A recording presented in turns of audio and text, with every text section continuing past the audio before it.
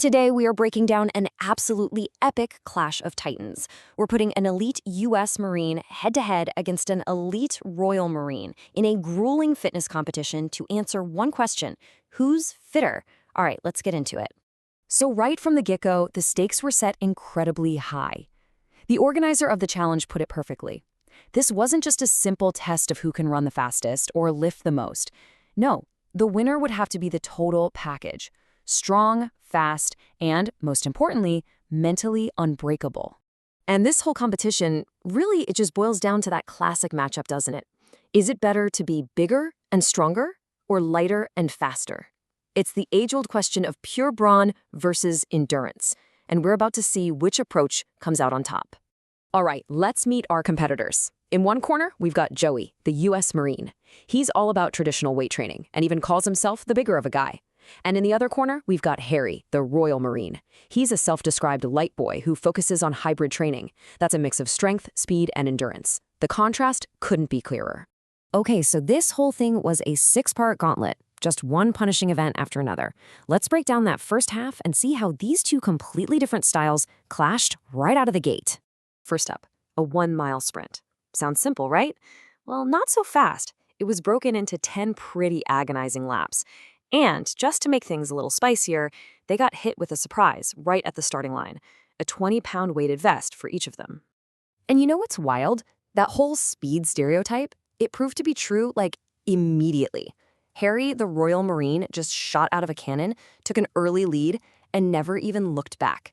The guy was an absolute machine, finishing the mile in under 8 minutes, even with all that extra weight. So, after just one event, the score is 1-0 for the Royal Marine. The pressure is on Joey, the U.S. Marine, to answer back, and fast. And he gets his chance in event number 2, the Devil's Deadlift. And trust me, this thing is just as nasty as it sounds. It's a brutal mix of 6 heavy deadlifts followed immediately by 6 burpees over the bar, and they have to do that for 3 rounds. This is a pure test of raw, explosive power. Now this is Joey's world. He said it himself: deadlifts are my bread and butter.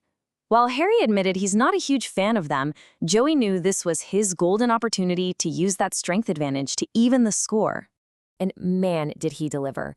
Joey just powered through this event. His strength was on full display, and he took the win. And just like that, we're all tied up, 1-1. Game on. Event 3 is a true military staple: the Ruck March. We're talking a 3-mile run under the blazing San Diego sun, all while hauling a 50-pound pack on your back. This is where you find out who's really got the grit. But you know, an event like the Ruck is about so much more than just the pain. It's a really powerful symbol of that shared experience that all soldiers have. It's a reminder of the camaraderie that connects forces like the US and the UK, a brotherhood that really does go way beyond any competition or border. Now, you might think the bigger, stronger guy would have the edge here, but nope. It was the Royal Marine Harry who absolutely dominated. He kept up an insane 7-minute, 30-second mile pace to win it, retaking the lead. It just goes to show endurance isn't just about size. The light boy proved he had some serious horsepower. So, as we head into the second half, the Royal Marine is up 2-1. The pressure is now squarely back on the U.S. Marine. At this point, he really can't afford to lose another event. The 4th event was just a pure test of raw grappling strength. It was called Grip Wars, a mini gauntlet of 3 challenges back-to-back: pole wrestling, arm wrestling, and then a good old-fashioned tug-of-war. This event was basically designed for the stronger man to win. And dominate is exactly what Joey did.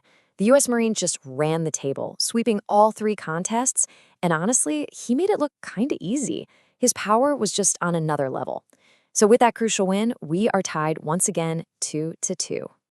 All right, event 5 gets a little weird. It's called tic-tac-toss, and it's this awesome mix of brains and brawn.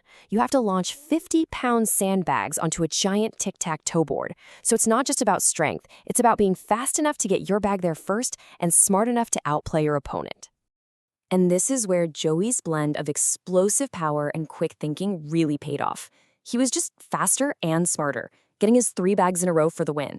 And get this, for the first time in the entire competition, the U.S. Marine takes the lead. It's 3-2.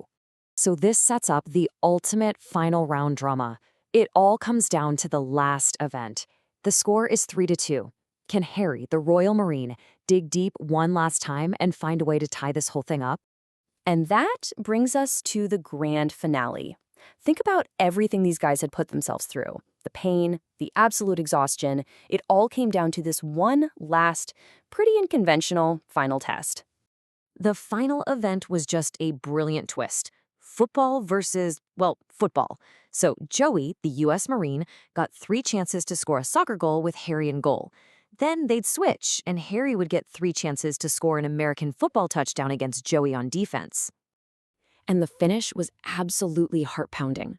Joey manages to score 1 soccer goal.